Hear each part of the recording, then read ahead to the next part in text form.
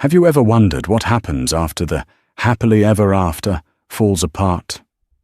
Imagine dedicating 20 years of your life to a man, building his dreams, only for him to discard you for a younger model.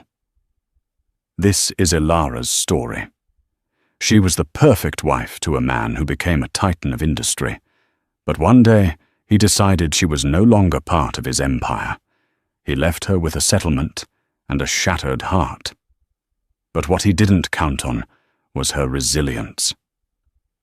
Weeks later, while he was navigating his new, flashy life, Ilara was boarding a private jet with a billionaire, not as a conquest, but as an equal.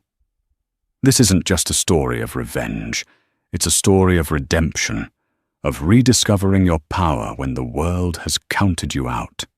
The charity gala was suffocating Claire.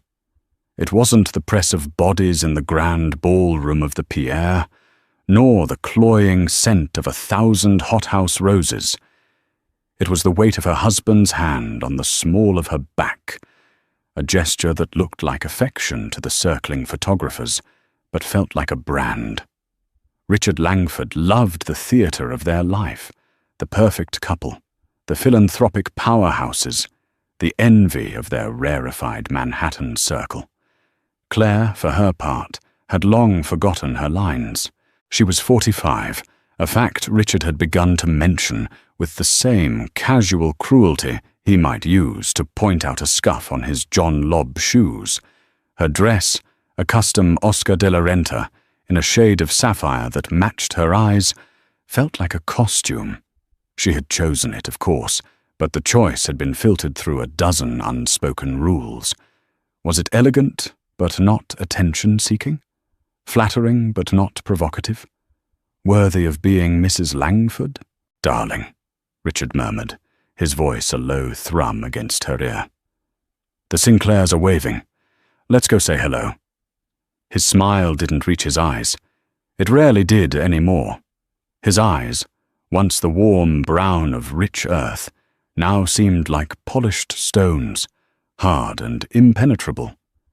They were constantly scanning the room, assessing, calculating, always looking for the next acquisition, the next advantage.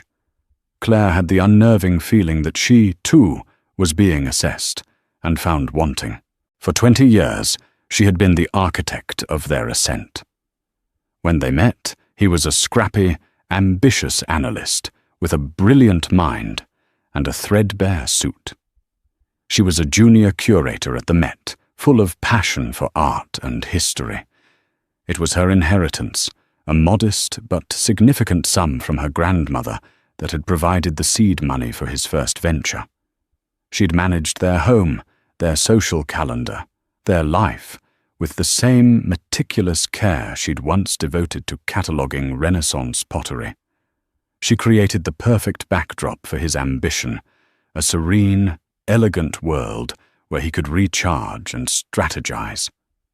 She hosted the dinners, charmed the investors, and remembered the names of their children. She was the silent partner, the invisible scaffolding that allowed his empire to touch the sky. Now, his empire was a global logistics firm, Langford Worldwide, a name synonymous with ruthless efficiency, and Richard had become a man she barely recognized. The easy laughter they once shared had been replaced by a terse impatience. The nights spent dreaming over cheap wine had become silent dinners, where the clink of silverware was the only conversation. "Richard, a word?" A man with a predatory smile and the sleek look of a hedge fund manager clapped Richard on the shoulder. Richard's hand dropped from her back. "Of course, Robert. Claire, darling, you know the drill. Mingle."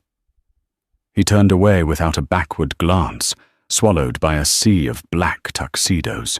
Mingle. It was a command, not a suggestion. For a moment, Claire stood frozen, a statue in a sea of motion. She watched him, the way he commanded the space around him, the easy confidence in his posture. He was in his element. She felt like a ghost haunting the edges of her own life. She saw the younger women in the room, women in their late 20s and early 30s, with bodies honed by personal trainers and faces untouched by time or worry. They looked at Richard with a hungry, acquisitive gleam in their eyes. They were the new crop of potential acquisitions, and for the first time, a cold dread, sharp and specific, pierced through the dull ache of her loneliness. She made her way to the bar, her smile a carefully constructed mask. "A glass of champagne, please." As the bartender poured, a woman sidled up next to her. It was Margot Kingsley, a fellow charity board member whose husband had traded her in for his yoga instructor 2 years prior. Margot's eyes, shrewd and sympathetic, took in Claire's flawless exterior. "He's on the prowl tonight," Margot said, her voice low. It wasn't a question. Claire's mask didn't slip. "He's always networking." "That's not the kind of networking I'm talking about, honey." Margot took a sip of her gin martini.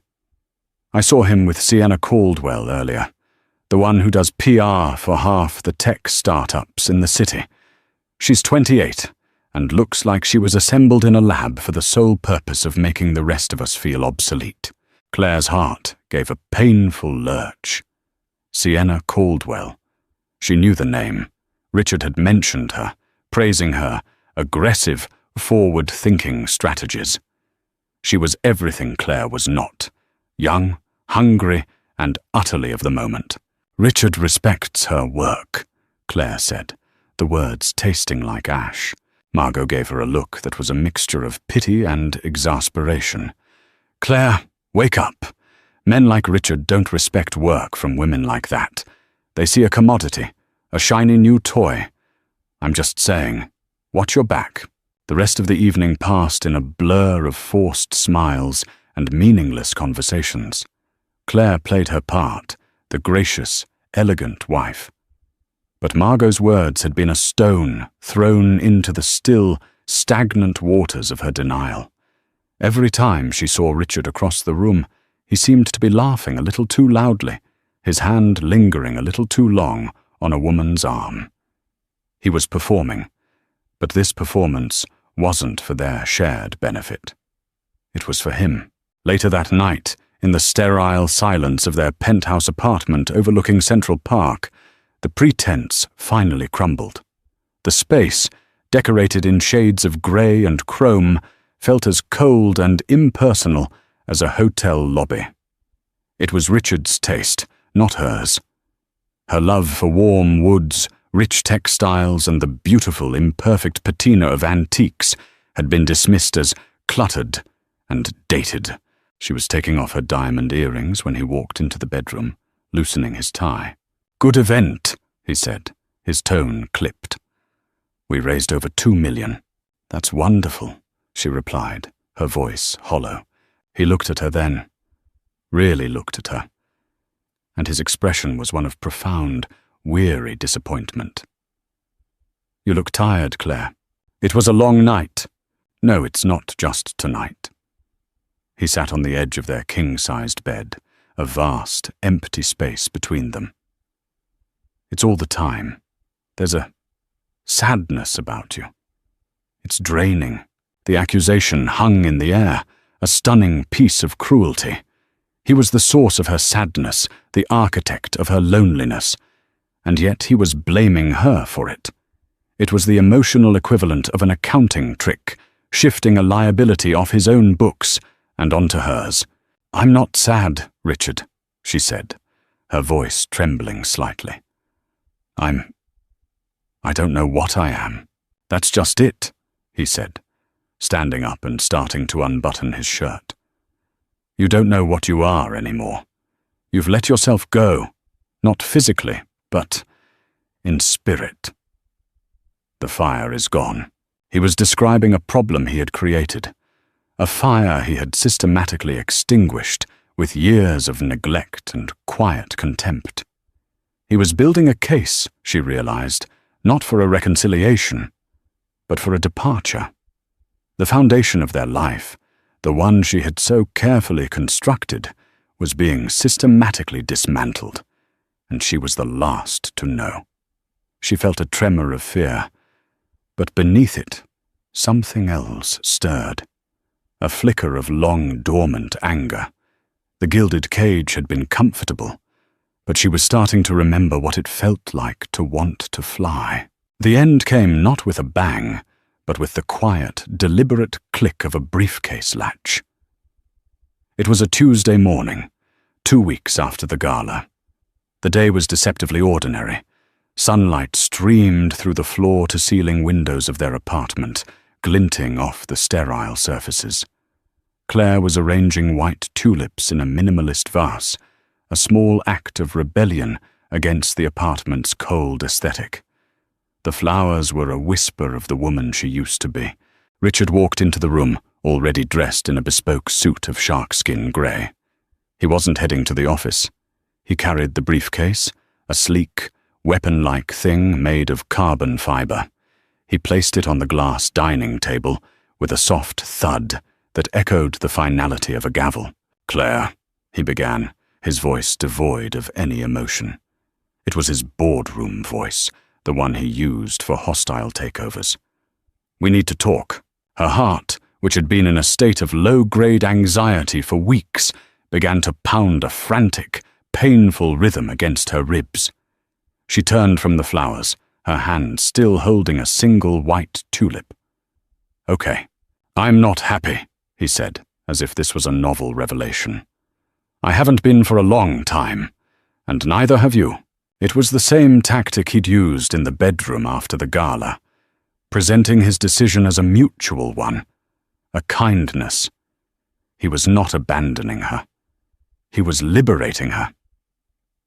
The gaslighting was so profound, so audacious, that for a moment she almost believed him. "What are you saying, Richard?" she asked, though she already knew. The words hung in the air, a script she was forced to follow. "I'm saying this isn't working."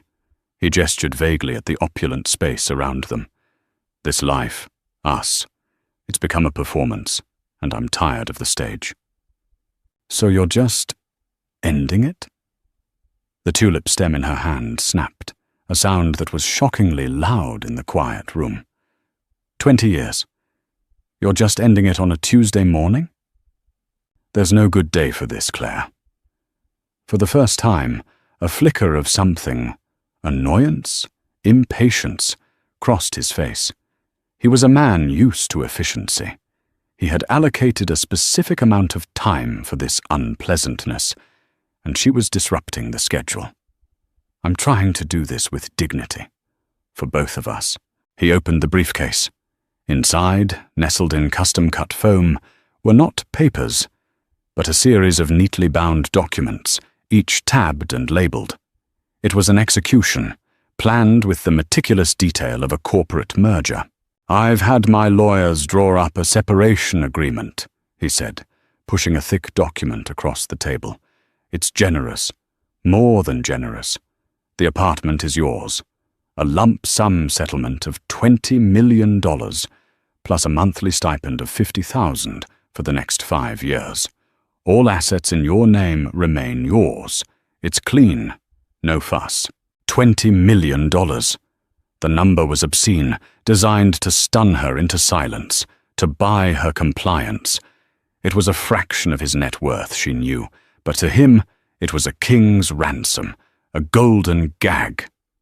He was purchasing her silence, her quick and quiet disappearance from his life. "Generous," she repeated, the word tasting like poison.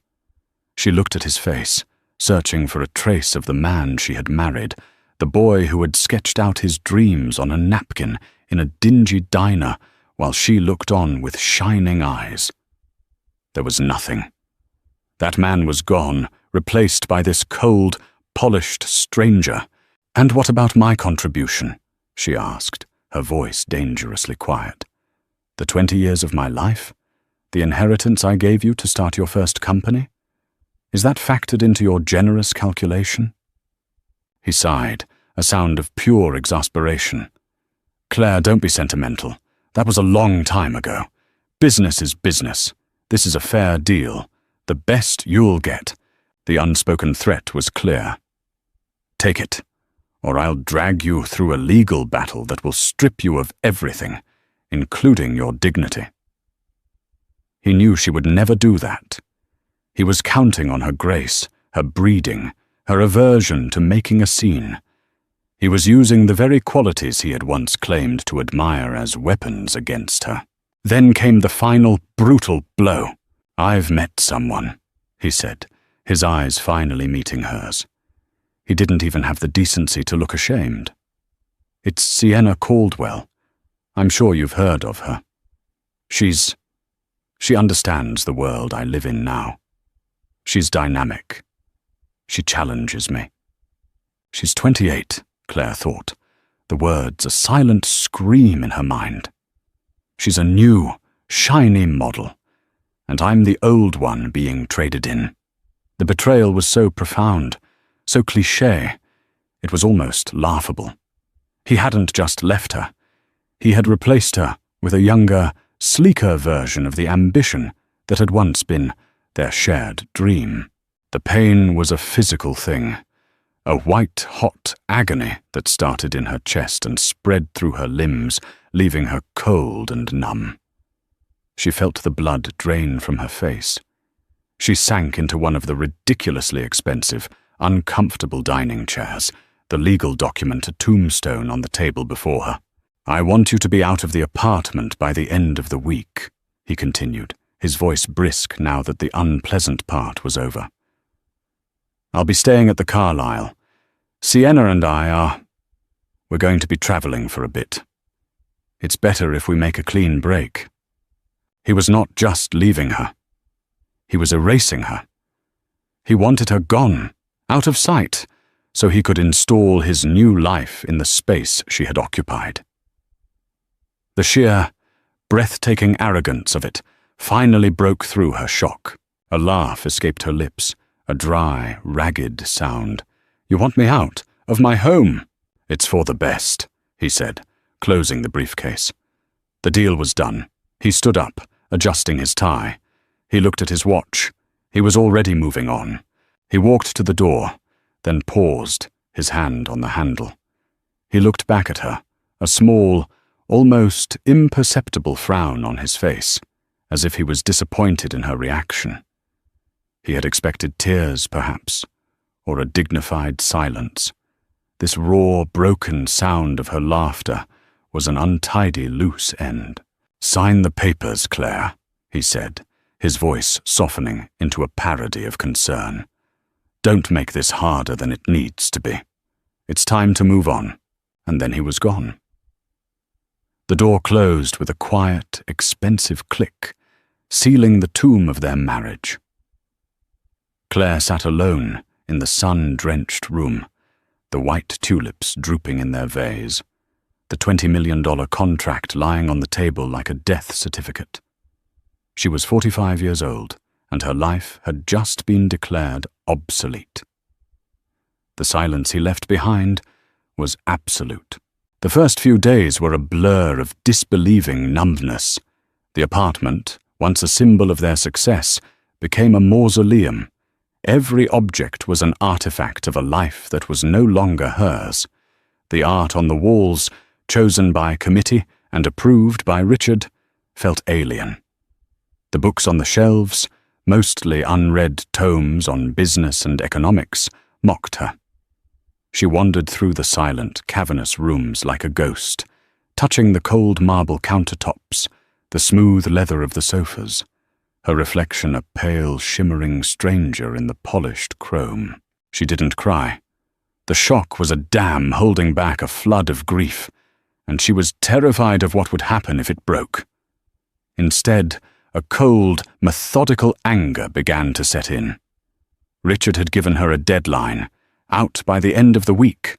It was a final assertion of his power, a last twist of the knife. He expected her to crumble, to have her assistant pack her things, to disappear quietly.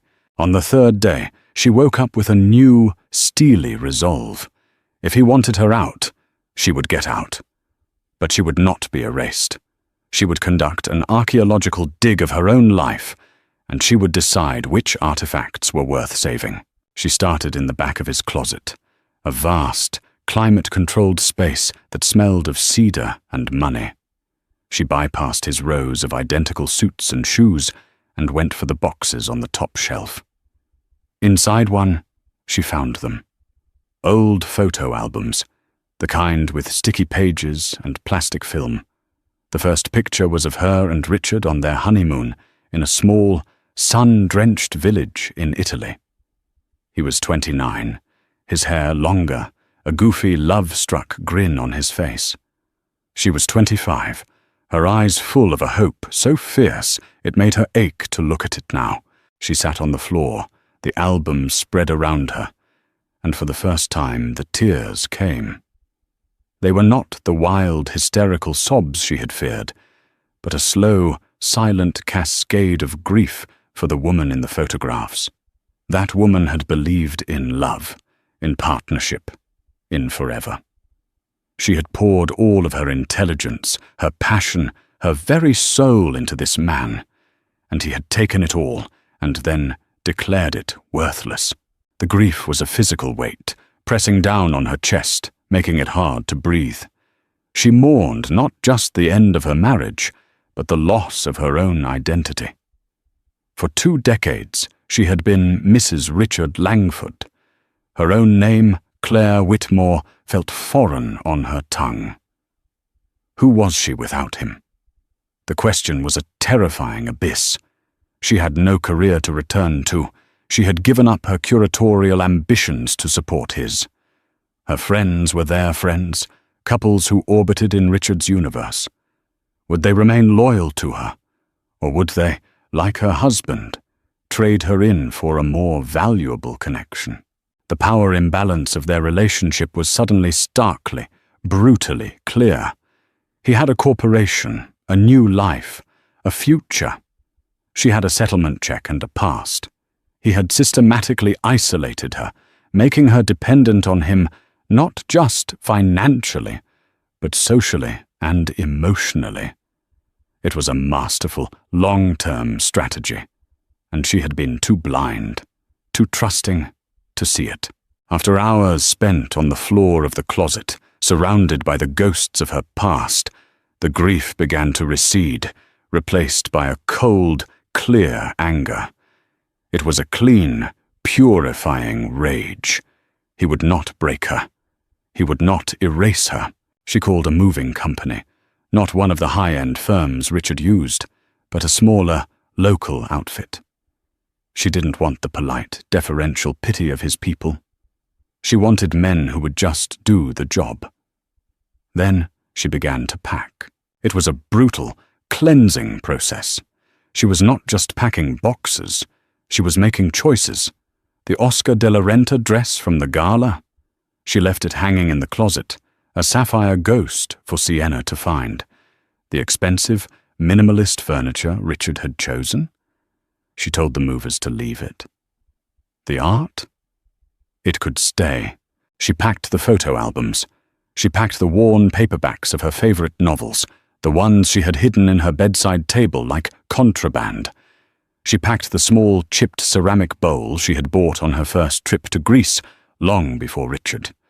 She packed a box of her old research notes from her time at the Met, her handwriting a reminder of a woman who had her own passions, her own intellect.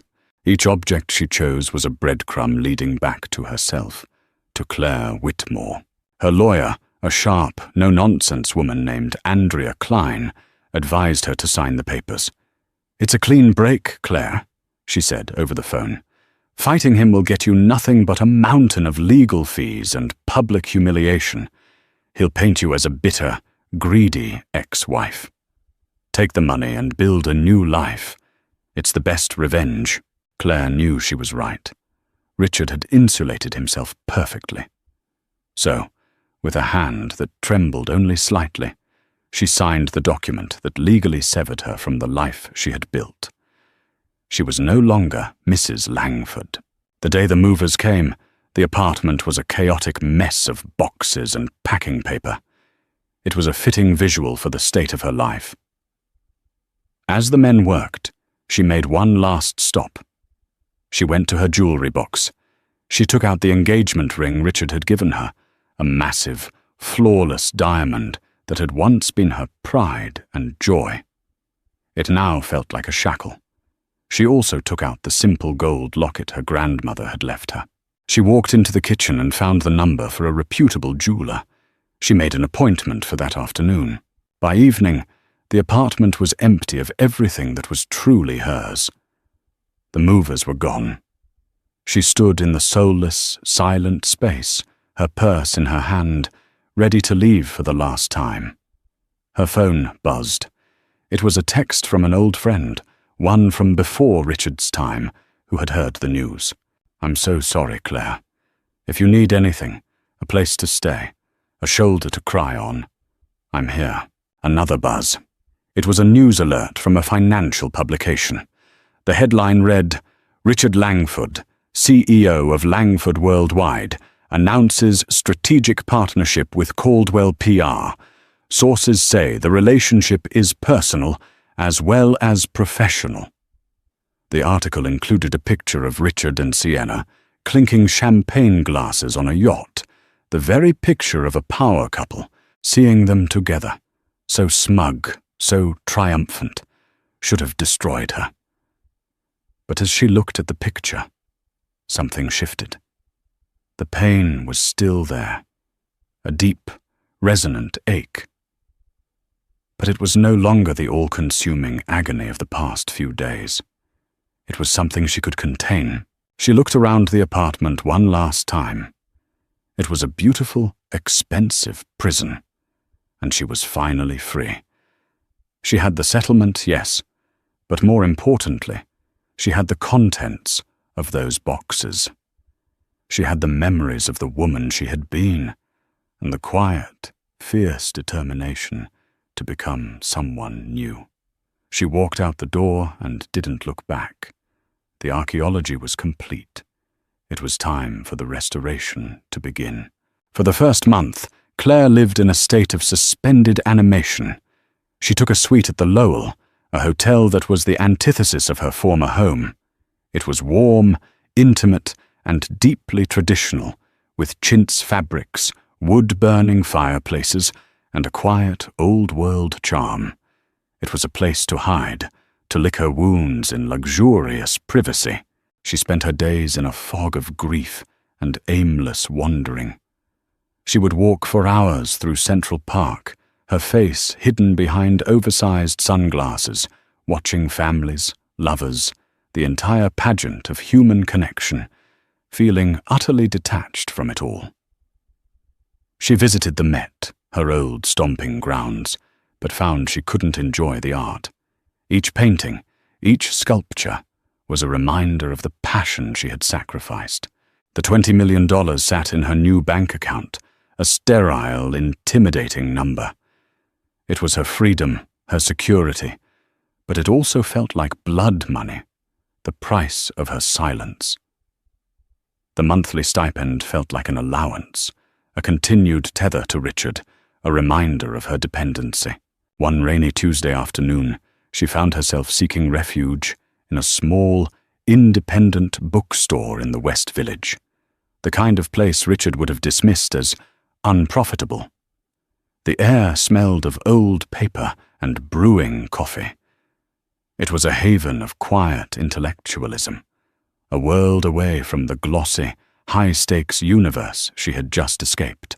She was running her fingers over the spines of art history books, a section she hadn't allowed herself to visit in years, when a voice beside her said, "A fellow enthusiast of the Florentine masters, I see."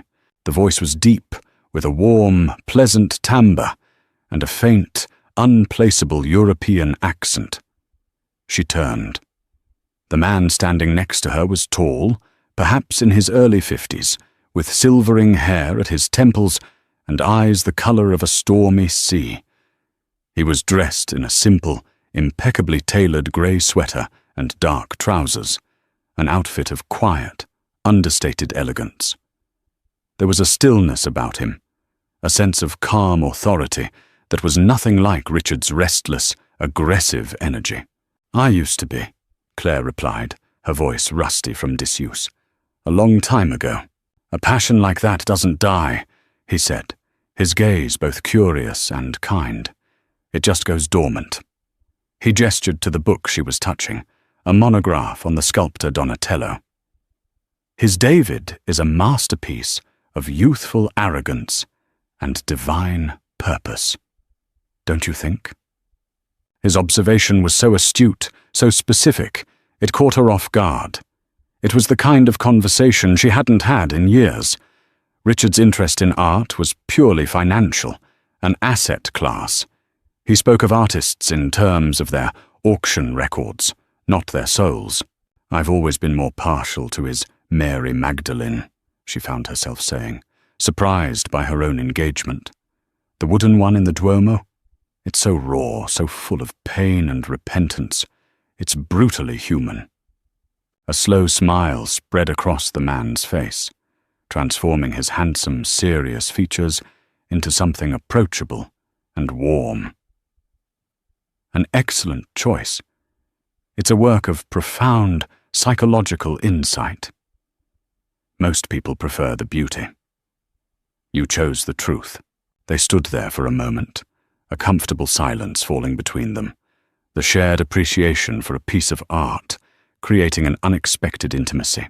"I'm Alexander," he said, extending his hand. "Alexander Moreau." His handshake was firm, his hand warm. "Claire Whitmore," she replied, using her maiden name. It felt good, solid. "It's a pleasure to meet you, Claire Whitmore." He didn't seem to recognize her name, or if he did, he gave no sign. In Richard's world, everyone knew who she was, or rather, what she was. Mrs. Langford. Here, in this dusty bookstore, she was just a woman with an opinion on Donatello. It was intoxicating. They talked for nearly an hour, their conversation flowing easily from Renaissance sculpture to modern architecture, to the simple pleasure of a rainy day in New York. He was witty, intelligent, and, most importantly, he was a phenomenal listener. He asked her questions about her opinions, not as a social nicety, but with genuine interest. He looked at her when she spoke, his gaze focused and attentive. She felt seen, truly seen, for the first time in a very long time. She learned that he was in the city for business, though he was vague about the details. He spoke of living in London, but traveling frequently. There was an air of mystery about him, but it wasn't the secretive, guarded mystery of Richard. It was the quiet confidence of a man who had no need to broadcast his own importance. "I'm afraid I have a meeting to get to," he said finally, a look of genuine regret in his eyes. "But I can't help but feel our conversation is unfinished." Claire's heart gave a nervous flutter. She had forgotten what this felt like, this spark of connection with a new person. "Perhaps," he continued, his tone casual but his eyes intent, "you would allow me to continue it over dinner tomorrow evening?" The invitation was so direct, so refreshingly devoid of games, that it startled her. Richard's courtship had been a strategic campaign. This felt human. I'd like that," she said, a genuine smile reaching her eyes for the first time in weeks. He smiled back, a crinkle of fine lines appearing at the corners of his eyes. "Excellent. Shall we say 7 o'clock? There's a quiet Italian place nearby, Il Buco. Do you know it?" She did. It was known for its authentic, unpretentious food, the kind of place Richard would never go. "I do. It's lovely." "Perfect." He pulled out a simple, elegant business card. It bore only his name, a phone number, and an email address. No company name, no title. "In case your plans change." He gave her a small, almost courtly nod. And then he was gone, leaving the scent of rain and expensive cologne in his wake.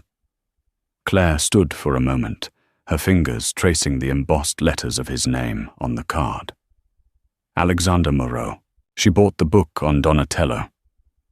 As she walked back to her hotel, the rain had stopped, and a sliver of sun was breaking through the clouds. The city, which had felt so grey and hostile, suddenly seemed full of possibilities. For the first time since Richard had walked out of her life, she felt a flicker of something that was not grief, not anger, but a tentative, fragile hope. She had a dinner date. It was a small thing, a single step, but it was a step out of the past and into the unknown. And for the first time in a long time, the unknown didn't feel terrifying. It felt like an adventure. The contrast between Richard and Alexander was a study in two different kinds of power. Richard's power was loud, ostentatious, and demanding of validation. It was in the logos on his private jet, the brash headlines he courted, the way he entered a room as if he owned it. Alexander's power was a quiet, gravitational force. It was in the way the maître d' at Il Bucco greeted him not with fawning deference, but with genuine warmth and respect, leading them to the best, most secluded table in the house. It was in the way he spoke, with a calm assurance that needed no embellishment. Their dinner was a revelation for Claire. She had spent 2 decades calibrating her conversation to Richard's moods and interests, carefully editing herself to be the perfect sounding board for his ambitions. With Alexander, she found herself talking, really talking, about things she hadn't thought about in years. Her passion for provenance research, her dream of visiting the Hermitage in St. Petersburg, her controversial theory about a misattributed painting in a minor Italian museum. Alexander listened with an intensity that was both flattering and unnerving. He didn't just hear her words, he engaged with her ideas. "That's a fascinating hypothesis," he said, his chin resting on his hand, his stormy eyes alight with interest. "Have you written about it?" "No," she admitted, a flush of embarrassment creeping up her neck. "It was just a theory I was developing before I got married. A shame to let good ideas go to waste," he said simply, without a trace of judgment. But the words landed with the force of a quiet manifesto. A shame to let your life go to waste. He spoke of his own life in broad, intriguing strokes. He was in private equity, a term that could mean anything, but he spoke of it not in terms of hostile takeovers and profit margins, but in terms of finding and nurturing potential. "I like to find undervalued assets," he explained, "companies with good bones that have been mismanaged or overlooked, and help them become what they were always meant to be." The parallel was not lost on Claire. She felt like an undervalued asset, a company with good bones that had been brutally mismanaged. As the evening wore on, she found herself telling him about her divorce. She didn't intend to. The words just came, not as a plea for sympathy, but as a simple statement of fact. She kept the details sparse, editing out the rawest, most humiliating parts. She was the ex-wife of a prominent businessman.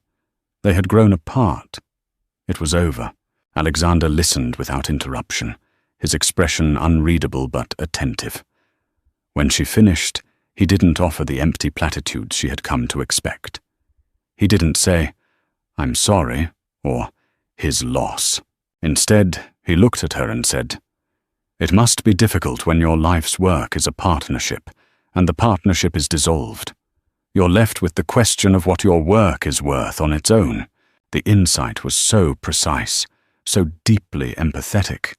It took her breath away. He understood that her grief was not just for the loss of a husband, but for the invalidation of her life's work. He saw her not as a jilted wife, but as a professional who had been the victim of a hostile buyout. Meanwhile, Richard's new life was playing out in the glossy pages of tabloids and on gossip websites. He and Sienna were a whirlwind of conspicuous consumption. They were photographed on a yacht in St. Bart's, Sienna in a microscopic bikini, Richard looking tanned and virile. They were at the opening of a new club in Miami, at a film festival in Cannes.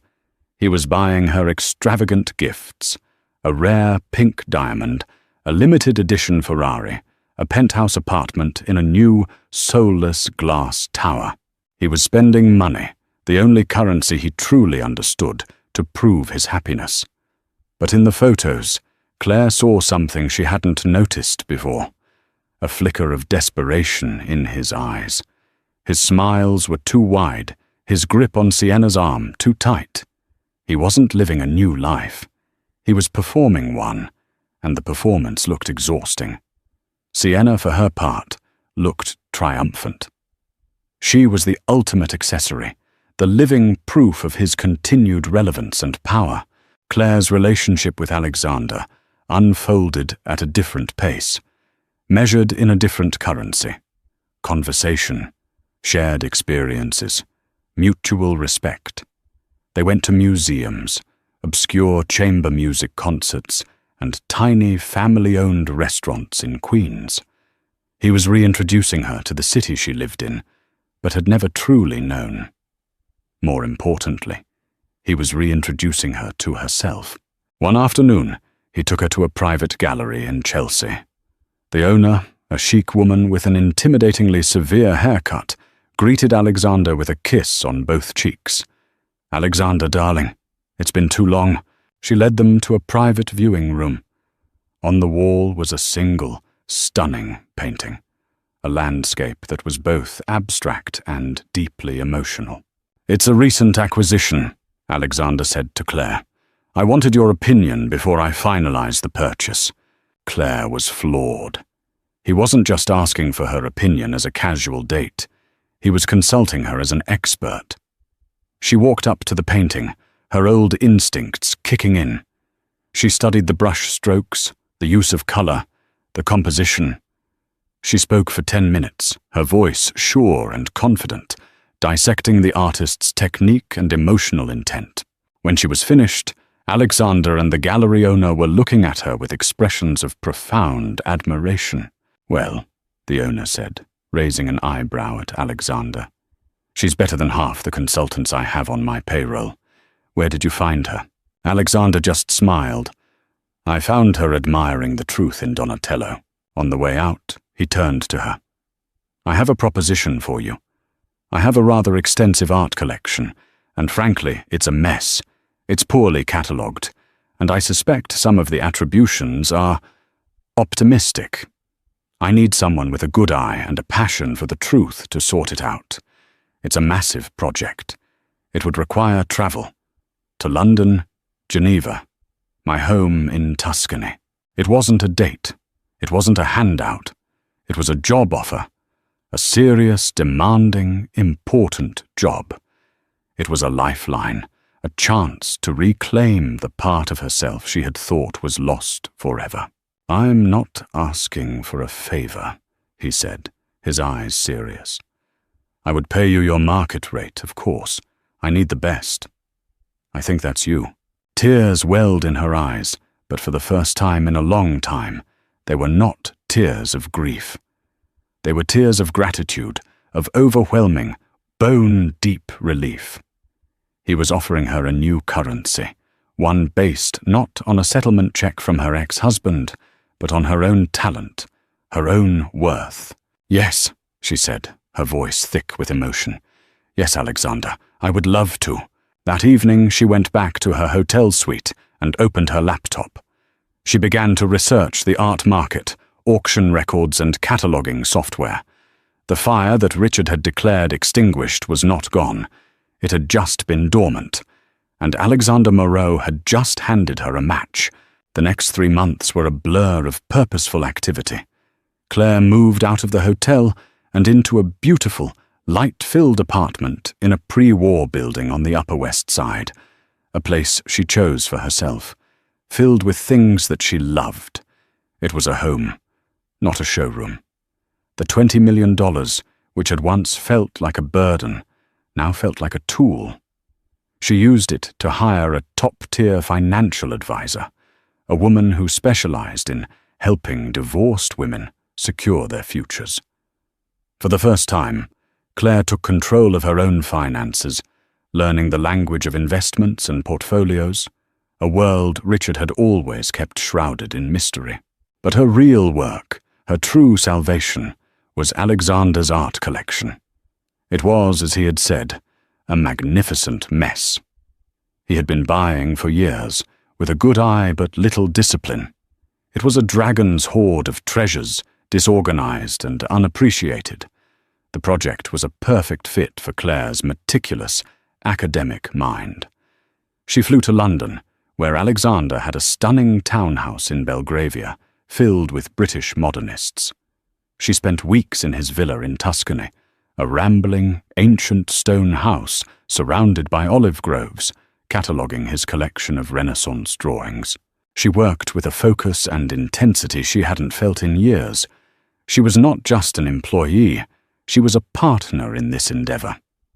Alexander trusted her judgment implicitly. They would have long conversations over dinner, debating the merits of a particular artist, the history of a specific piece. Their relationship deepened, evolving from the tentative spark of a new romance into the solid, load-bearing structure of a true partnership.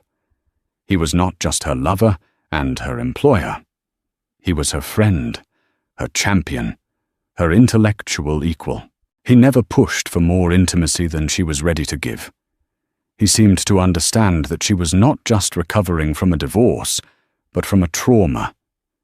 He gave her space, respect, and unwavering support. The power imbalance that had defined her marriage to Richard was non-existent with Alexander. Theirs was a relationship of equals, each bringing their own strengths to the table. The culmination of her work was to be an unveiling of sorts. Alexander was a major benefactor of a small, prestigious museum in London. He had agreed to loan a significant portion of his collection for a special exhibition, an exhibition that Claire herself would curate. It was her professional debut, a chance to step out from the shadows and claim her own name in the art world. The opening night was a glittering affair. The gallery was filled with the elite of the London art scene, critics, collectors, and fellow patrons. Claire, dressed in a simple but elegant black gown, felt a tremor of nerves. But it was the exhilarating fear of a performer stepping onto the stage, not the dread of a prisoner being led to the gallows. Alexander stood by her side, a quiet, reassuring presence. He looked at her with an expression of pure, unadulterated pride. "You did this, Claire," he murmured, his hand finding hers. "This is all you." She was in the middle of a conversation with a critic from the Times who was praising her bold, revisionist pairings when she saw him. Richard, he was standing near the entrance, looking utterly out of place. He was with Sienna, who was wearing a dress that was too tight, too bright, too loud for the understated elegance of the London art world. She looked like a cheap imitation in a room full of originals. Richard's eyes were fixed on Claire, and his expression was one of stunned disbelief. He had obviously read about the exhibition. He had come, she realized with a jolt, to witness her failure. He had expected to find her pathetic and broken, a sad, lonely divorcee clinging to a new man for support. He had not expected to find her in her element, confident, respected, the center of attention, not as an accessory, but as the architect of the entire evening. Their eyes met across the room. The shock on his face was quickly replaced by a dark, possessive anger. It was the look of a man who had discarded a possession, only to see it displayed in a museum, suddenly priceless. He started to move towards her, a predator stalking his prey. Sienna scurried to keep up, a look of confusion and annoyance on her face. Alexander, sensing the shift in her demeanor, squeezed her hand. "Are you all right?" "I'm fine," she said, her voice steady. The fear she would have once felt was gone, replaced by a cold, calm resolve. She was no longer his possession. She was no longer afraid of him. "Claire," Richard said, his voice a low growl as he reached her. He ignored Alexander completely, What is all this? It's an art exhibition, Richard, she replied, her tone cool and level. I curated it. You, he scoffed, a hint of his old, dismissive cruelty in his voice. Since when are you a curator? Since I decided to reclaim my life, she said. Before he could respond, the critic from the Times interjected. Your wife has done a masterful job, Mr. He looked at Richard with a dismissive air. Her ex-husband, Claire corrected gently. Richard Langford. The critic's eyes widened slightly in recognition, but his expression soured. Richard's reputation for ruthless business practices was well known in London. Sienna, feeling excluded, stepped forward and thrust out her hand. Sienna Caldwell, she said, her voice a little too loud. I handle all of Richard's public relations. The critic gave her a limp, brief handshake and turned back to Claire. Well, Miss Whitmore, you have a remarkable eye. The juxtaposition of the bacon and the soutine is inspired. I'd love to discuss it further for my review. The dismissal was absolute. In this world, a world of culture, intellect, and quiet power, Richard's money and Sienna's aggressive PR meant nothing. Claire's talent, her knowledge, her passion, that was the currency that mattered here. Richard's face was a mask of fury. He had come to see her humbled, and instead, he had been humiliated. He had been rendered irrelevant in her new world. He looked from Claire, poised and respected, to Alexander, who stood beside her, a silent, powerful guardian. He saw the easy intimacy between them, the shared language of equals, and in that moment he understood what he had lost. It wasn't just a wife. It was the quiet, steady foundation of his own success, the one asset he had undervalued and discarded, and which was now, clearly, beyond his reach. He turned and stalked out of the gallery, dragging a bewildered Sienna behind him. The encounter had lasted less than 5 minutes, but it was a seismic shift. The power dynamic had been irrevocably, publicly, reversed. Claire watched him go, not with triumph, but with a sense of quiet closure. The final shackle had been broken. She was free. Richard's retreat from the London gallery wasn't the end of the matter. It was the beginning of his obsession. The public humiliation, the sight of Claire not just surviving but thriving, had lit a fire in him. It wasn't love, or even remorse. It was a toxic cocktail of wounded pride, possessiveness, and a dawning, terrifying realization that he had made a catastrophic miscalculation. He had seen Claire not as a partner, but as a part of his portfolio, an asset he had liquidated. Now, he saw that asset appreciating in value in another man's hands, and his predatory instincts kicked in. He wanted her back, not because he missed her, but because he couldn't stand the thought of someone else having her. His life with Sienna was beginning to show its cracks. The initial thrill of her youth and ambition had worn thin, replaced by the grating reality of her shallowness. Their conversations were a loop of gossip, brand names, and social media metrics. She wasn't a partner. She was a high-maintenance accessory who required constant validation and an endless stream of cash. He had thought he was upgrading, but he had merely traded a classic, handcrafted Rolls-Royce for a flashy, leased sports car that was proving to be incredibly expensive to maintain. He began a campaign to win Claire back, a campaign conducted with the same ruthless, tone-deaf strategy he used in his business dealings. It started with text messages, sentimental drivel about their shared past, conveniently forgetting the brutal manner in which he had ended it. Remember that little cafe in Florence? I was thinking about that today. Heard our song on the radio. Made me smile. Claire ignored them. They were like spam, intrusive and irrelevant. Then came the gifts. A massive bouquet of her favorite peonies arrived at her apartment, with a note. I made a mistake. A first edition of a book she had always wanted. tickets to the opera. Each gift was a calculated move, an attempt to buy his way back into her life. She donated the flowers to a local hospital and gave the book and tickets to her doorman. His desperation escalated. He started calling, leaving long, rambling voicemails. He would alternate between maudlin sentimentality and flashes of his old, arrogant self. "I miss you, Claire. I miss what we had." Followed by, "This man you're with, he's not right for you. You belong with me. We built an empire together." He didn't seem to understand that he had built an empire, and she had been relegated to the service entrance. The final, most audacious gambit came a few weeks later. Claire was in her apartment, working on the catalogue for Alexander's collection, when her intercom buzzed. It was Richard. He was in the lobby. "Let him up," she said, her voice calm. She was not afraid. She was just tired of him. She wanted to end this, once and for all. When she opened the door, he looked terrible. He was impeccably dressed, as always, but there were dark circles under his eyes, and a frantic, haunted look about him.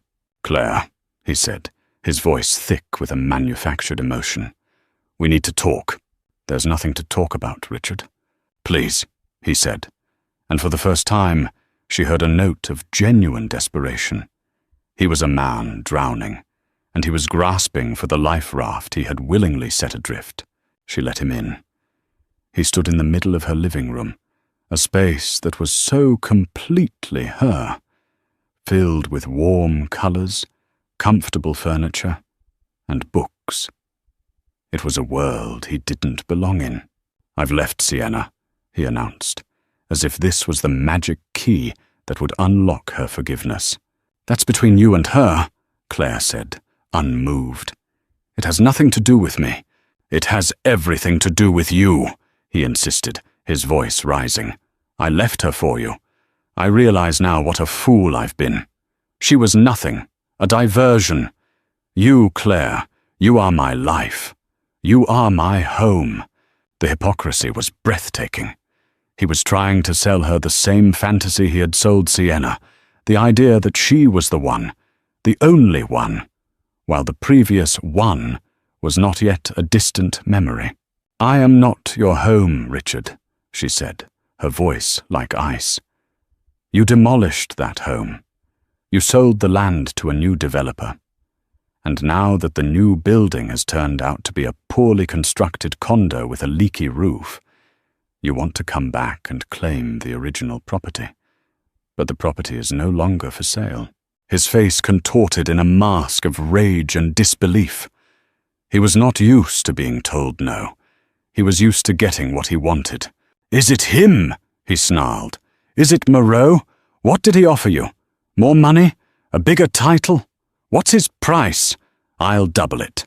And there it was, the core of him, laid bare. Everything was a transaction.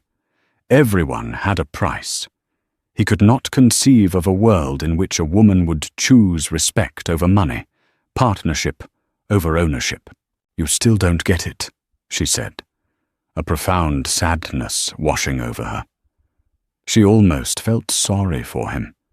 He was a man trapped in a prison of his own making, a world devoid of genuine human connection. "Alexander didn't offer me anything. He saw me. He saw the person I was, the person I could be, when you only saw a line item on your balance sheet, an asset that had depreciated in value." She walked to the door and opened it. "You need to leave, Richard." He stared at her, his mind scrambling, trying to find a new tactic, a new angle. But there were none left. He had played all his cards. "You'll regret this, Claire," he whispered, a final pathetic threat. "No, Richard," she said, looking him straight in the eye. "I won't. My only regret is that I didn't leave you sooner." He walked out, a defeated man. As the door closed, Claire felt a sense of profound peace. It was over.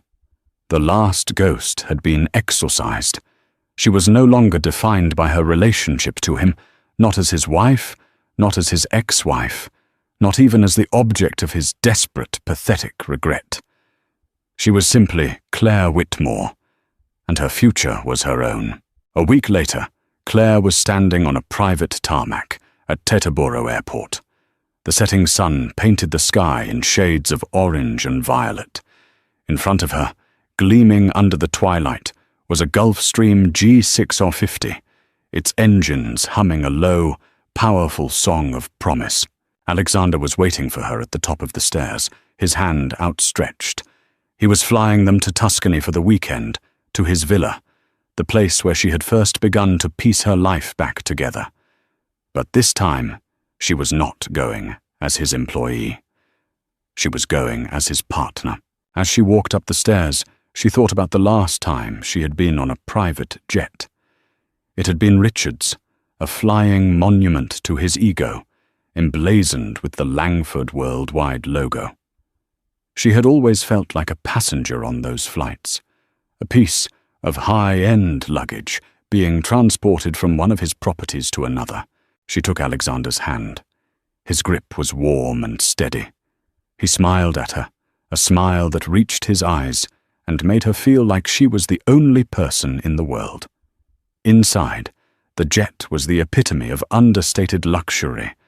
There was no gold plating, no ostentatious logos, just soft cream leather, polished dark wood, and the quiet hum of a perfectly engineered machine. "Ready for our adventure?" he asked, as he led her to a seat. "I am," she said, and the words were truer than any she had ever spoken. As the jet taxied down the runway, her phone buzzed. It was a news alert. Richard Langford sells penthouse at a loss amidst rumors of financial trouble. The article detailed how his reckless spending, coupled with a few bad investments and the costly separation from Sienna, had put a significant dent in his fortune. He was downsizing, selling off his toys, his empire shrinking. She read the headline and felt nothing. Not pity, not satisfaction, not even a flicker of interest. His fate was no longer tied to hers. It was just news about a stranger. The jet accelerated, pressing her back into the soft leather of her seat. She looked out the window as the ground fell away, the lights of the city shrinking to a glittering carpet below. She was rising above it all, literally and figuratively. Alexander poured them both a glass of champagne. "A toast," he said, his stormy eyes soft in the warm light of the cabin. "To new beginnings. To new beginnings," she repeated, clinking her glass against his. They talked as the jet climbed through the clouds, the sky turning from deep indigo to a black velvet strewn with diamonds. They talked about the future, about the exhibitions they would plan, the places they would see, the life they would build together. It was a conversation between equals, a blueprint for a shared future, not a hostile takeover of her own. She had once believed that her life was over, that her worth was tied to a man who had declared her worthless. She had been trapped in a gilded cage, a beautiful prison of someone else's design. But she had found the key. The key was not Alexander, not his money, not his lifestyle. The key was herself. It was the rediscovery of her own passion, her own intellect, her own strength. Alexander had not saved her. He had simply opened a door and invited her to walk through it on her own 2 feet. As the coast of America disappeared behind them, and the vast, dark expanse of the Atlantic opened up before them, Claire felt a sense of peace so profound it was almost overwhelming. She was not the woman who had been left for a younger model. She was not the woman who had cried on the floor of her husband's closet. She was Claire Whitmore, a curator, a partner, a lover, a woman who had faced the ruin of her life and had chosen to rebuild. Not from the ashes, but from a stronger, more authentic foundation. She leaned her head on Alexander's shoulder, the hum of the engines a lullaby. She was flying private, not with a billionaire who had bought her, but with a man who valued her. And she was flying towards a future that was not a settlement, but a reward. A future she had earned. A future that was, finally, gloriously, her own. Claire's journey is a powerful reminder that our worth is not determined by who we are to someone else, but by who we are to ourselves. She lost everything she thought defined her, only to find the person she was always meant to be. Her story is one of betrayal, yes, but more importantly, it's one of resilience, of reclaiming your power, and of the quiet triumph of building a life on your own terms. It proves that sometimes the most devastating endings are just the beginning of a much better story. If Claire's story of redemption and empowerment resonated with you, please give this video a like and share it with someone who might need to hear this message. And don't forget to subscribe to the channel for more stories of incredible transformations and second chances. Thank you for watching.